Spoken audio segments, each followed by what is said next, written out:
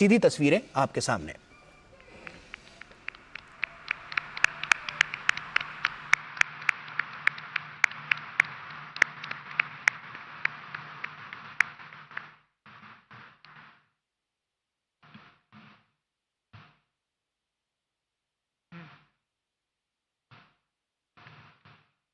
भारत के लोकप्रिय एवं यशस्वी प्रधानमंत्री माननीय श्री नरेंद्र मोदी जी का राष्ट्रीय सीमा शुल्क अप्रत्यक्ष कर एवं नारकोटिक्स एकेडमी के इस नवनिर्मित परिसर में हार्दिक स्वागत है।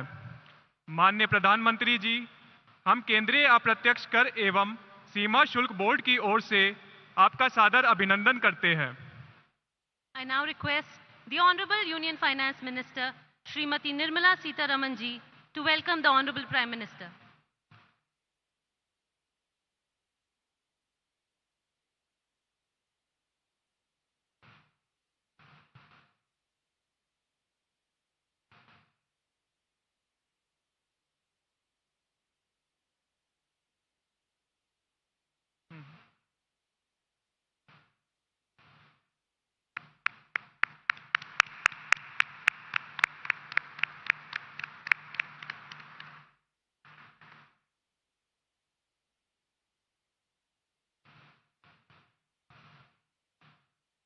अब मैं केंद्रीय अप्रत्यक्ष कर एवं सीमा शुल्क बोर्ड के अध्यक्ष माननीय श्री संजय कुमार अग्रवाल जी को स्वागत संबोधन देने के लिए आमंत्रित करता हूं।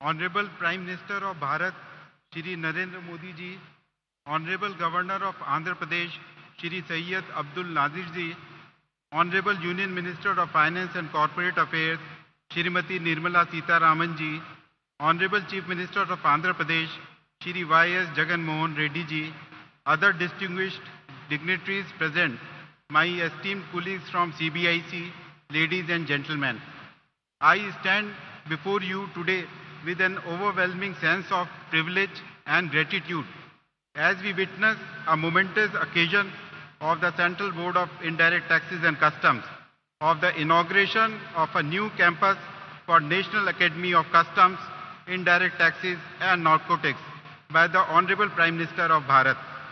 On this occasion, I am delighted to heartily welcome Honorable Prime Minister Shri Narendra Modi ji, our visionary leader, who has shown us the path towards Atmanirbhar Bharat.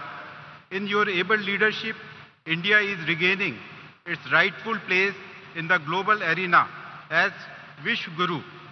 To set the background in front of this august gathering, I would like to mention that the National Academy of Customs, Indirect Taxes and Narcotics is the apex institution of the Government of India for capacity building in the field of indirect taxation.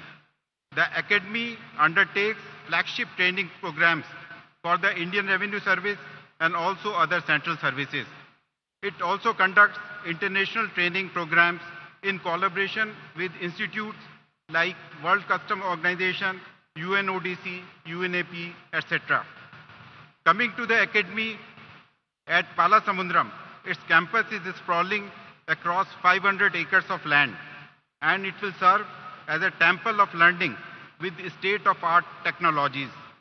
Despite the vast area and challenging terrain, the buildings of the campus have taken shape at unprecedented pace, and the facility has been made ready in short span of 18 months. Apart from world-class facilities, the Academy aspires to be a model training institute within the aegis of the Capacity Building Commission. It has re-engineered its existing capacities towards a focused capacity building approach in line with the national standards of civil services training institutes. Further, with international collaborations and a focus on regional capacity building, the Academy is slated to emerge as a pioneer in excellence and professional training. I am happy to share that the officers from the Royal Government of Bhutan have been part of the induction course run by the Academy consistently for last 10 years. Honorable Prime Minister, this academy is not just a physical structure, but a symbol of our collective commitment of excellence, learning and service to our nation. The officer trainees who churn out of this academy as officers will contribute to the collection of about half of the revenue collection of the Government of India. I extend my deepest gratitude to the Honorable Prime Minister for gracing us with his presence today. Before concluding, I would again like to extend a warm welcome to all present on behalf of CBIC. Thank you. Jai Hind.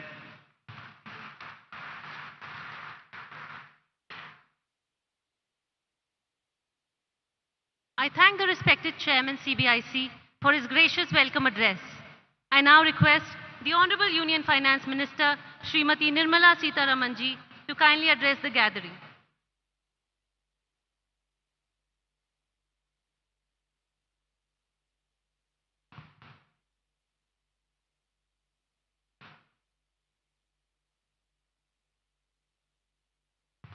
माननीय प्रधानमंत्री जी, माननीय governor साहब, honourable chief minister, मेरे साथी मंत्रीगण और इस क्षेत्र का एमपी रिप्रेजेंटेटिव जो हमारे डायस में है और पूरे अधिकारीगण और लोग जो आए हैं, आप सबको मेरा विनम्र नमस्कार. Because this is in Andhra Pradesh, I would like to speak a few words in Telugu. ఇది దేశంలోనే అతి ఉన్నతమైన ఒక మంచి ట్రైనింగ్ వ్యవస్థ.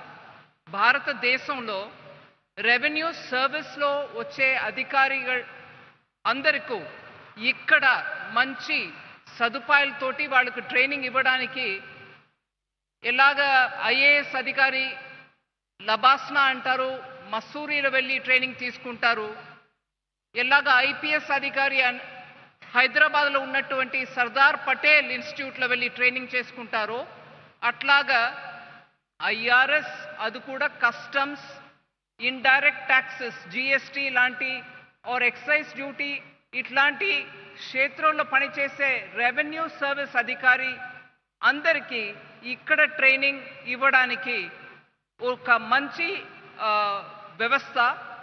ఇది మోడర్న్ వ్యవస్థ. అందువల్ల వరల్డ్ కస్టమ్స్ ఆర్గనైజేషన్ కూడా దీనికి మంచి గుర్తింపు ఇచ్చి ఇక్కడ south east Asian countries and మనం చెప్పే సింగపూర్, థాయిలాండ్, కంబోడియా లాంటి ప్రదేశం నుంచి స్టేట్స్ నుంచి కూడా ఇక్కడ తీసుకొచ్చి వాళ్ళ ఆఫీసర్స్కి ట్రైనింగ్ ఇవ్వగలిగే ఆ స్థాయిలో ఉంది అని గుర్తింపు ఇచ్చారు మన ఈ పాలసముద్రం కేంద్రానికి. ఇది ఇవాళ మన పెద్ద సౌభాగ్యం అని నేను అనుకుంటాను. మాననీయ ప్రధానమంత్రి గారు ఇవాళ ఇక్కడ వచ్చి మనకి ఈ ఇన్స్టిట్యూట్ని దేశానికి అర్పణ చేయడానికి వచ్చారు. వారు బాగా వ్యస్తత బిజీగా ఉన్నటువంటి ఈ టైంలో మనకి టైం ఇచ్చారనే దానికి నేను ఫినాన్స్ మినిస్ట్రీ తరపు నుంచి వారికి నా కృతజ్ఞతలు చెప్పి నా మాటని ముగించేస్తాను. కానీ ఒక్క విషయం, ఆంధ్రప్రదేశ్లో ఉన్నటువంటి ఇక్కడ మనం నిలబడి మాట్లాడే ఆ సందర్భంలో 500 ఎకరం ఆంధ్రప్రదేశ్ గవర్నమెంట్ మనకి ఇవ్వడం, అది కాకుండా ఇంకా ఒక 10 ఏకర్ భూమి స్కూల్ కేంద్రీయ విద్యాలయ పెట్టడానికి పాలసముద్రంలో ఇవ్వడం, అది కాకుండా హంద్రీ నీవా నుంచి డైరెక్ట్గా ఒక నేషనల్ ఇన్స్టిట్యూట్ ఇక్కడ మనం పెడుతున్నాం అనే దానికోసం మంచినీళ్ళు సరఫరాకి కూడా వెంటనే స్టేట్ గవర్నమెంట్ స్పందించడం, 2014 నుంచి ఇవాళ వరకు ఉన్నటువంటి అప్పుడు ఉన్నటువంటి గవర్నమెంట్ అయినా ఇప్పుడు ఉన్నటువంటి గవర్నమెంట్ అయినా మంచి సహకారం ఇవ్వడం వల్ల ఈ పెద్ద ఒక వ్యవస్థ ఇక్కడ మనం చేయగలిగాం. అందువల్ల ఆంధ్రప్రదేశ్ సర్కార్ 2014 నుంచి ఇవాళ వరకు ఉన్నటువంటి గవర్నమెంట్కి నేను నా కృతజ్ఞతను చెప్పించి నా మాటను ముగించేస్తాను. ధన్యవాదాలు.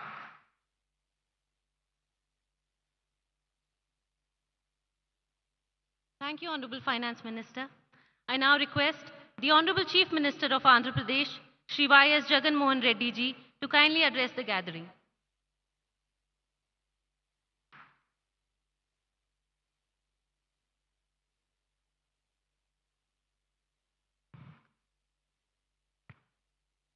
Esteemed Prime Minister Shri Narendra Modi ji, Honorable Governor of Andhra Pradesh Shri Abdul Nazir ji, Union Minister of Finance Srimati Nirmala Sitharaman ji, Ministers of State for Finance Shri Pankaj Chaudhary ji and Shri Bhagwat Kharad ji, my colleagues in the State Cabinet, officials from the Government of India and Government of Andhra Pradesh, and distinguished guests. It is indeed a privilege to participate in the inaugural event of the second campus of the National Academy of Customs, Indirect Taxes and Narcotics, NACIN, a preeminent institution that enables comprehensive training and capacity building in the fields of customs, indirect taxes and narcotics control for officers representing various entities such as CBIC, Narcotics Control Bureau, and so forth. And a few words in Telugu so that the audience could better understand how good an institute this is. My profound thanks ఈ సందర్భంగా శ్రీ నరేంద్ర మోడీ గారికి, ఎందుకనంటే అత్యంత వెనుకబడిన జిల్లాలలో ఒక జిల్లా అయిన ఈ అనంతపురం జిల్లాలో ఒక వరల్డ్ క్లాస్ ఇన్స్టిట్యూట్, ఒక వరల్డ్ క్లాస్ అకాడమీ ఇక్కడికి తీసుకొచ్చే ఒక గొప్ప ప్రయత్నము, అడుగులు పడడమే కాకుండా ఇది సాధించేందుకు శ్రీమతి నిర్మలా సీతారామన్ గారు అనేక సందర్భాలలో ఇక్కడికి రావడం, అనేక సందర్భాలలో ఎఫర్ట్స్ పెట్టడం కూడా మన కళ్ళ ఎదుటే కనిపించిన వాస్తవం.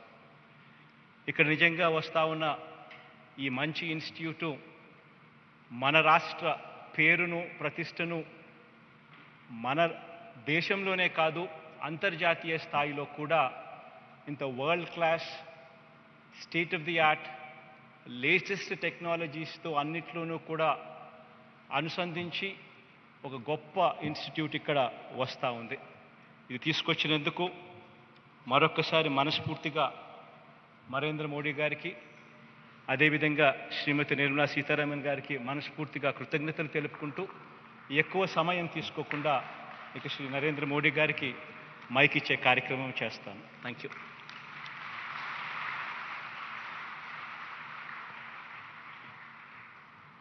Thank you, Honorable Chief Minister.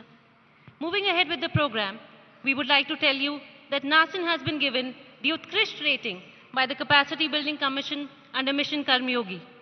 This accreditation reflects the resolve of this academy to work towards achieving excellence. I now request the Honorable Prime Minister to hand over the accreditation certificate to Director General NACIN, Dr. K.N. Raghavan.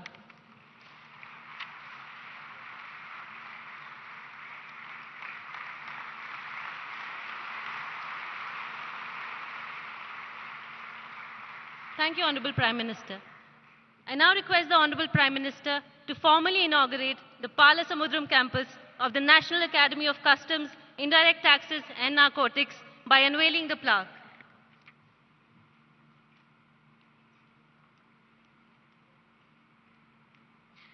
This will be followed by a short film about NACIN Palasamudram.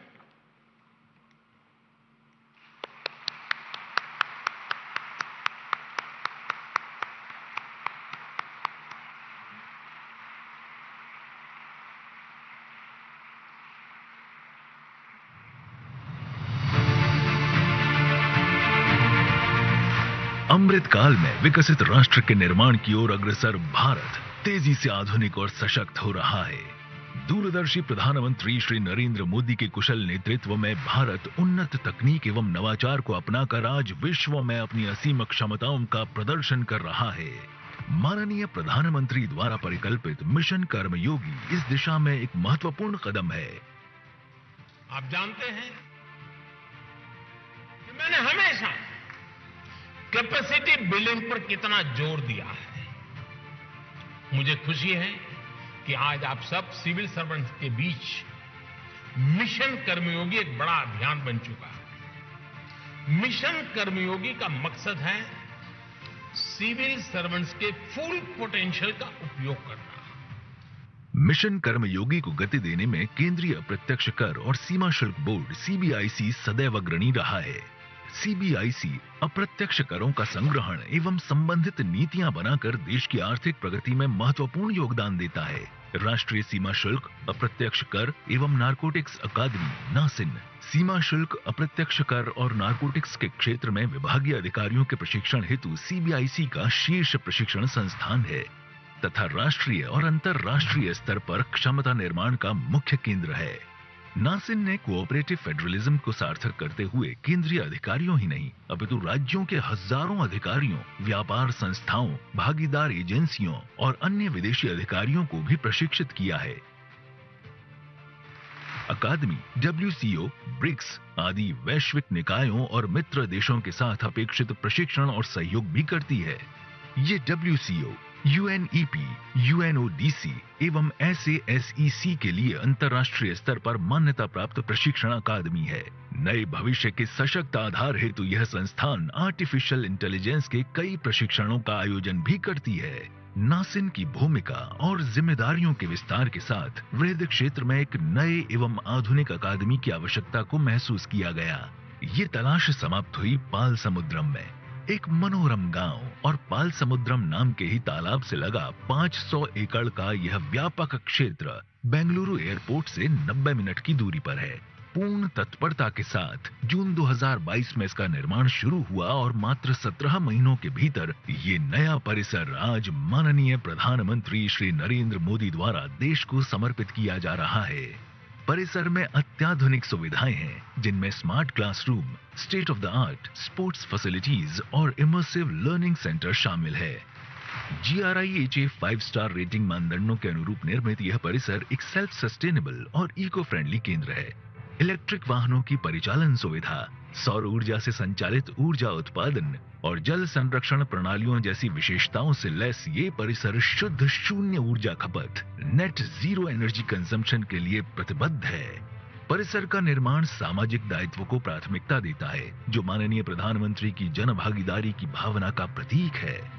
Antyodaya दर्शन के अनुरूप जनमानस के लिए परिसर में डाकघर, bank शाखा, supermarket, विद्यालय, अस्पताल आदि आवश्यक सुविधाएं स्थापित की जा रही हैं। मार्च 2022 में आधारशिला रखे जाने के बाद क्षेत्र के विकास के लिए कई सकारात्मक पहल हुई हैं। शीघ्र ही यहाँ होगा एक रेलवे स्टेशन और निकटवर्ती सड़क बनेगी राष्ट्रीय राजमार्ग। लोक सेवकों और अन्य हितधारकों में कौशल निर्माण हेतु समर्पित यह परिसर भारत को वैश्विक पटल पर एक नई पहचान देगा। यह नवीन कौशल विकास के प्रति सरकार की प्रतिबद्धता को प्रदर्शित करता है और हम सभी को कर्तव्य काल में विकसित भारत 2047 के संकल्प में योगदान देने के लिए प्रेरित करता है।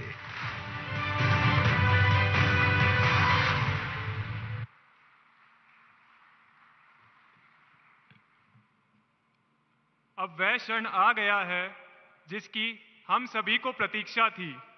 मैं माननीय प्रधानमंत्री जी से विनम्र निवेदन करता हूं कि वे आज के इस पावन अवसर पर अपनी ओजस्वी वाणी तथा बहुमूल्य विचारों से हमें अनुग्रहित करें।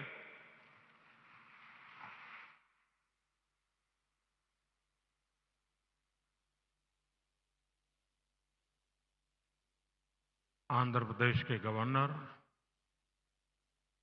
श्रीमान एस अब्दुल नजीर जी,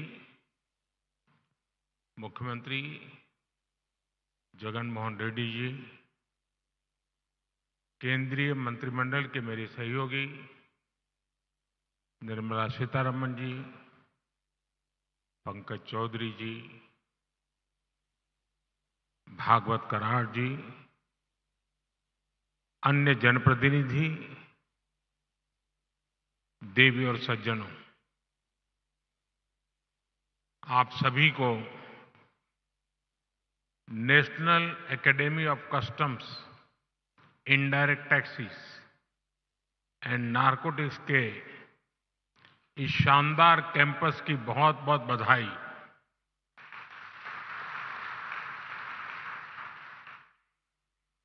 जिस श्री सत्य साई जिले में जिस क्षेत्र में एक कैंपस बना है वो अपने आप में विशेष है। ये क्षेत्र अध्यात्म, राष्ट्र निर्माण और सुशासन से जुड़ी हमारी विरासत का प्रतिनिधित्व करता है। आप सब जानते हैं कि पुट्टपर्ती में श्री सत्य साईं बाबा की जन्मस्थली है। ये महान स्वतंत्रता सेनानी पद्मश्री श्री कल्लुल सुब्बाराव की भूमि है।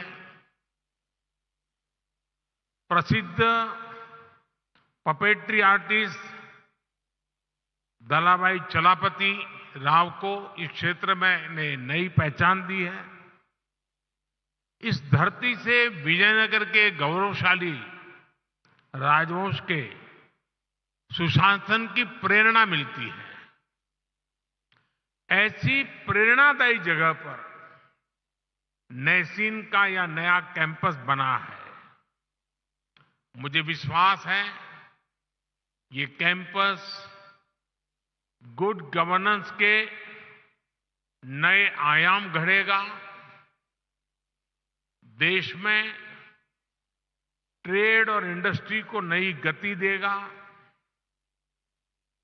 साथियों, आज तिरुवल्लुवर दिवस भी है। संत तिरुवल्लुवर ने कहा था, ओरू पोरुलम उल्गु पोरुलम तन बोन्नार तिरुपोलम वेंदन पोड़ू, यानी राजस्व के रूप में प्राप्त राजकीय कर और शत्रु से जीते हुए धन पर राजा का ही अधिकार होता है। अब लोकतंत्र में राजा तो होते नहीं, राजा तो प्रजा होती है और सरकार प्रजा की सेवा का काम करती है। इसलिए सरकार को पर्याप्त राजस्व मिलता रहे, उसमें आपकी बहुत बड़ी भूमिका है। साथियों, यहां आने से पहले मुझे पवित्र लेपाक्षी में वीरभद्र मंदिर जाने का सौभाग्य मिला है। मंदिर में मुझे रंगनाथा रामायण सुनने का अवसर मिला। मैंने वहां भक्तों के साथ भजन कीर्तन में भी हिस्सा लिया। मान्यता का है कि यहीं पास में भगवान श्री राम का जटायु से संवाद हुआ था। आप जानते हैं कि अयोध्या में श्री राम के भव्य मंदिर में प्राण प्रतिष्ठा से पूर्व मेरा 11 दिन का व्रत अनुष्ठान चल रहा है। ऐसी पुण्य अवधि में यहां ईश्वर से साक्षात आशीर्वाद पाकर मैं धन्य हो गया। आजकल तो पूरा देश राममय है, राम जी की भक्ति में सराबोर है। लेकिन साथियों, प्रभु श्री राम का जीवन विस्तार, उनकी प्रेरणा, आस्था भक्ति के दायरे से कहीं ज्यादा है। प्रभु राम गवर्नेंस के, समाज जीवन में सुशासन के ऐसे प्रतीक हैं जो आपके संस्थान के लिए भी बहुत बड़ी प्रेरणा बन सकते हैं। साथियों, महात्मा गांधी कहते थे कि राम राज्य का विचार ही सच्चे लोकतंत्र का विचार है। गांधी जी ने ऐसा कहने के पीछे बरसों का उनका अध्ययन था, उनका दर्शन था। राम राज्य यानी एक ऐसा लोकतंत्र जहां हर नागरिक की आवाज सुनी जाती थी और उसे उचित सम्मान मिलता था। राम राज्य वासियों से कहा गया है, जो राम राज्य के निवासी थे, वहां के नागरिक थे, उनके लिए कहा गया है, राम राज्य वासित्वम प्रोच्छस्वते शिरम न्यायार्थम युद्धस्व सर्वेषु समम चर परिपालय दुर्बलम विद्धि धर्मवरम प्रोच्चयस्वते शिरम राम राज्यवासीत्वम। अर्थात राम राज्यवासियों, अपना मस्तक ऊंचा रखो, न्याय के लिए लड़ो, सबको समान मानो, कमजोर की रक्षा करो, धर्म को सबसे ऊंचा जानो, अपना मस्तक ऊंचा रखो, तुम राम राज्य के वासी हो। राम राज्य सुशासन के इन्हीं 4 स्तंभों पर खड़ा था, जहां सम्मान से, बिना भय के हर कोई सिर ऊंचा करके चल सके, जहां हर नागरिक के साथ समान व्यवहार हो, जहां कमजोर की सुरक्षा हो और जहां धर्म यानी कर्तव्य सर्वोपरि हो।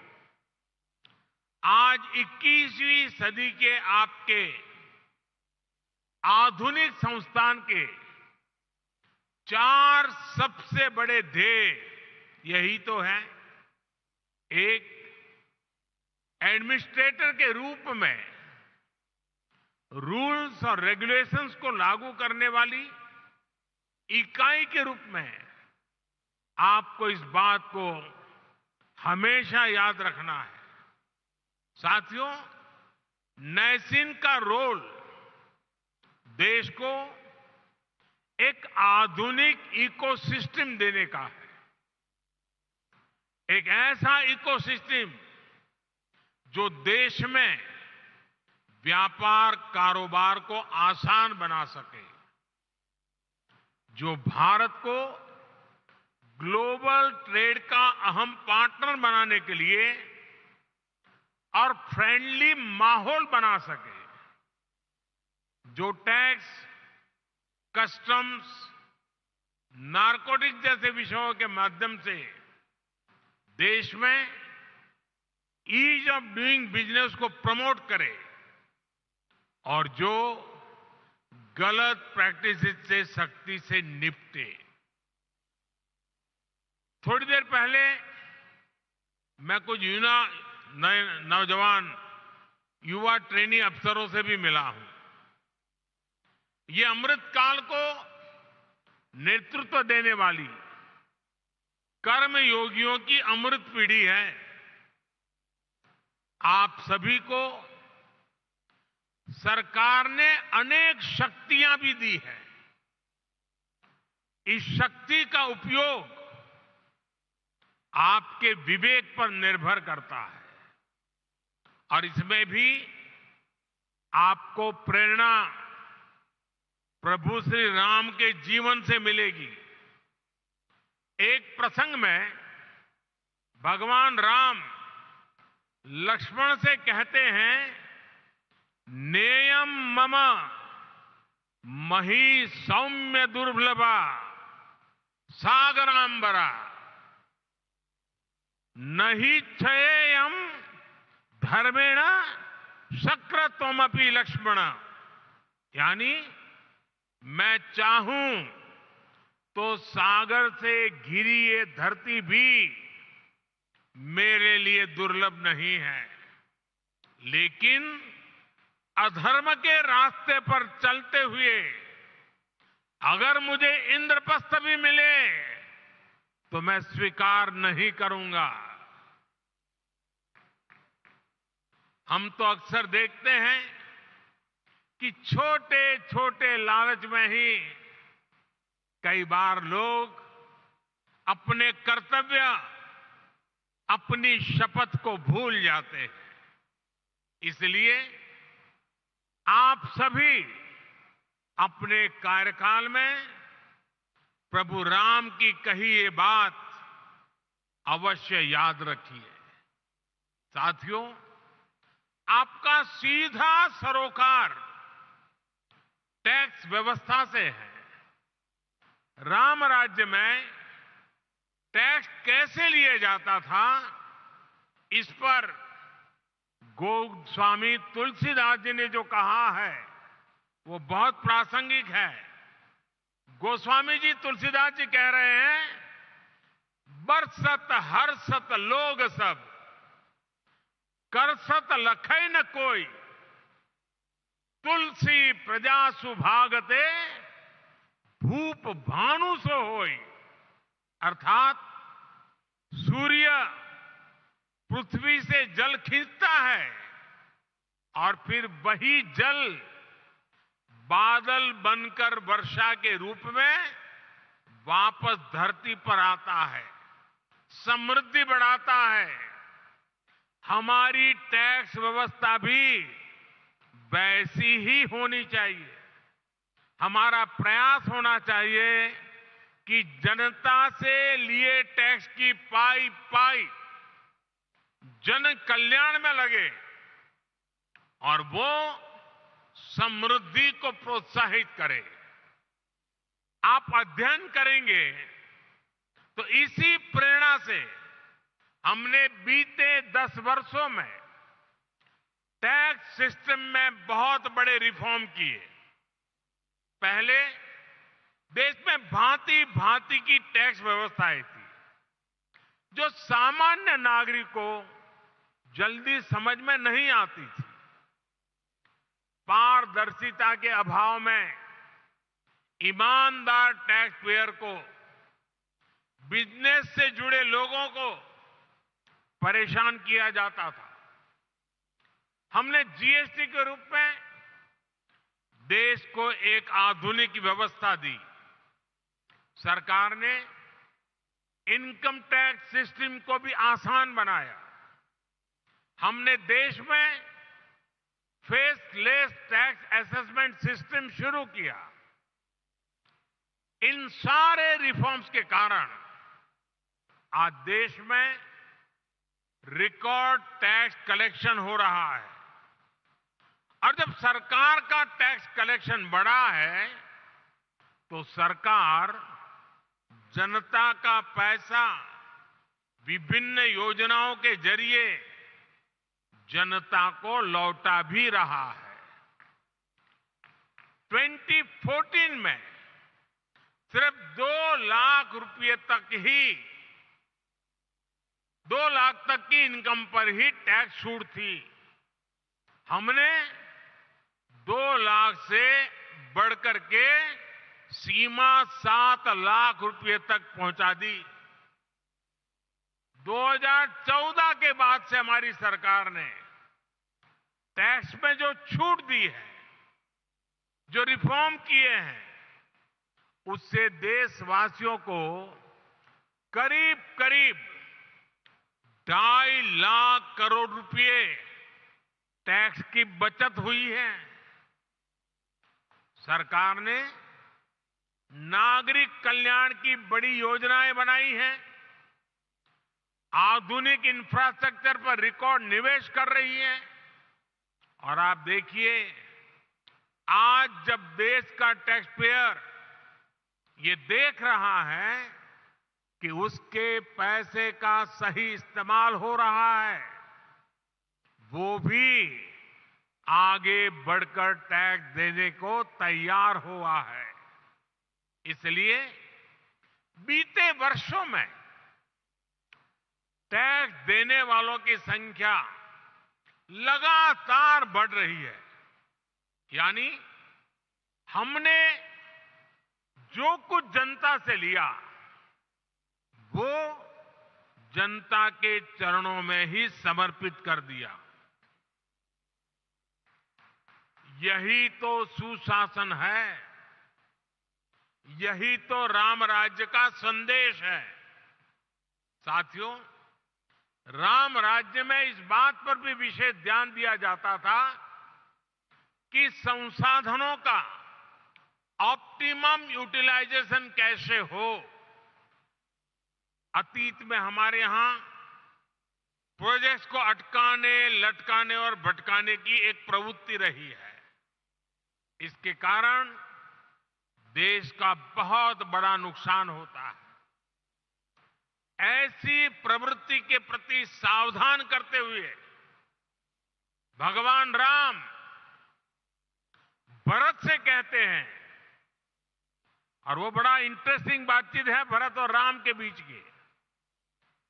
राम भरत से कहते हैं, कच्चिदर्थम विनिश्चित्य लघु मूलम महोदयम क्षिप्र भार भसे कर तुम न दीर्घयसी राघव। अर्थात मुझे विश्वास है कि तुम ऐसे कामों को बिना समय गंवाए पूरे करते हो जिनमें लागत कम और उसके लाभ अधिक है। बीते 10 वर्षों में हमारी सरकार ने भी लागत का ध्यान रखा है और योजनाओं को समय पर पूरा करने पर जोर दिया है। साथियों, गोस्वामी तुलसीदास जी कहते हैं, माली भानु किसान सम, माली भानु किसान सम नीति निपुण नरपाल, प्रजा भाग बस होहिंगे कबहू कलिकाल। यानी सरकार में माली, सूर्य और किसान जैसे गुण होने चाहिए। माली कमजोर पौधों को सहारा देता है, उसका पोषण करता है, उसके हक के पोषण को लूटने वाले को हटाता है।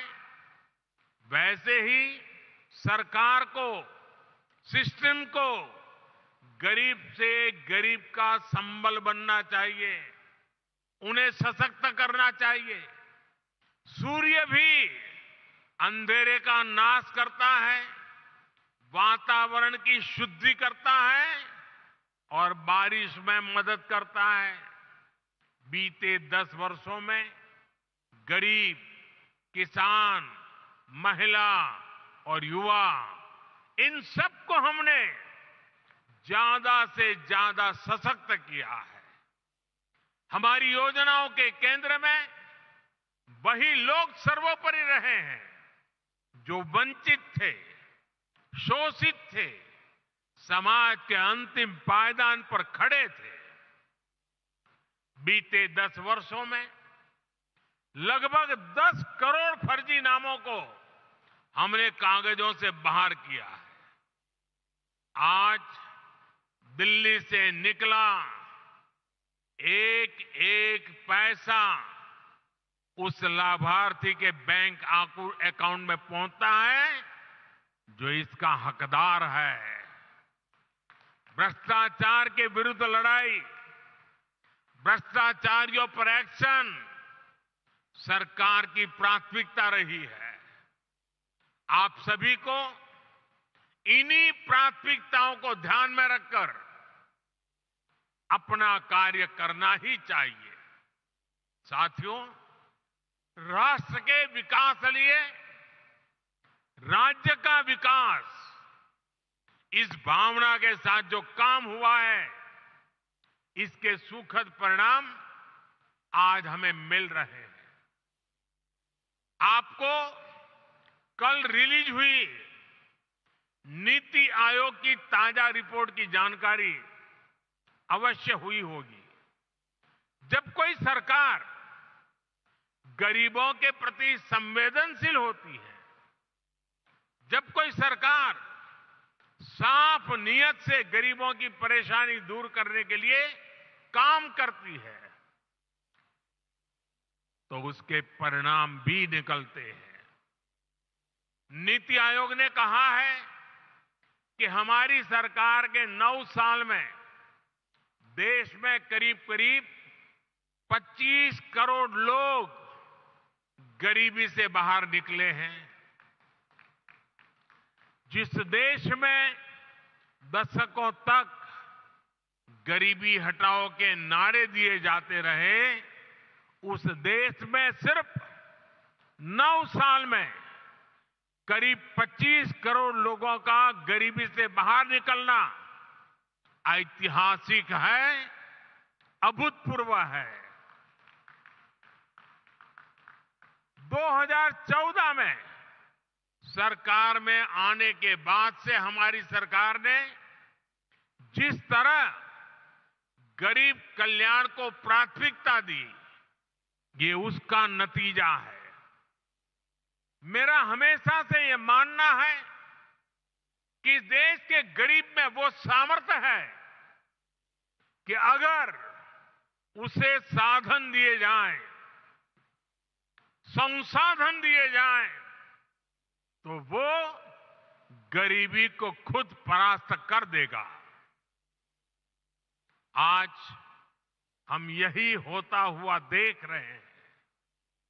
हमारी सरकार ने गरीबों की सेहत पर खर्च किया, शिक्षा पर खर्च किया, रोजगार स्वरोजगार पर खर्च किया, उनकी सुविधाएं बढ़ाई, और जब गरीब का सामर्थ्य बढ़ा, उसे सुविधा मिली, तो वो गरीबी को परास्त करके सीना तानकर गरीबी से बाहर निकलने लगा। 22 जनवरी को अयोध्या में राम मंदिर में प्राण प्रतिष्ठा से पहले एक और शुभ समाचार देश को मिला है। भारत में गरीबी कम हो सकती है, ये बात हर किसी को एक नए विश्वास से भरने वाली है, देश का आत्मविश्वास बढ़ाने वाली है। भारत में कम होती है गरीबी, देश में नियो मिडिल क्लास का दायरा भी लगातार बढ़ा रही है। आप इकोनॉमी की दुनिया के लोग जानते हैं कि नियो मिडिल क्लास का बढ़ता हुआ ये दायरा इकोनॉमिक एक्टिविटीज को कितना ज्यादा बढ़ाने जा रहा है। निश्चित तौर पर ऐसे में आपको नैसीन को और ज्यादा गंभीरता के साथ अपना दायित्व निभाना है। साथियों, आपको याद होगा, लाल किले से मैंने सबका प्रयास की बात कही थी। सबका प्रयास का महत्व क्या होता है, इसका उत्तर भी हमें प्रभु श्री राम के जीवन से ही मिलता है। श्री राम के सामने विद्वान, बलशाली और संपन्न लंकाधिपति रावण की विराट चुनौती थी। इसके लिए उन्होंने छोटे छोटे संसाधनों, हर प्रकार के जीवों को इकट्ठा किया, उनके साझे प्रयासों को एक विराट शक्ति में बदला, और अंत में सफलता राम जी को ही मिली। ऐसे ही विकसित भारत के निर्माण में भी हर अधिकारी, हर कर्मचारी, हर नागरिक की अहम भूमिका है। देश में आय के साधन बढ़े, देश में निवेश बढ़े, देश में व्यापार कारोबार करना आसान हो, इसके लिए हम सभी को मिलकर काम करना है। सबका प्रयास, इस मंत्र को लेकर के चलना है। नैसीन का यह नया कैंपस अमृतकाल में सुशासन की प्रेरणा स्थली बने, इसी कामना के साथ आप सभी को फिर से बहुत बहुत बधाई, धन्यवाद।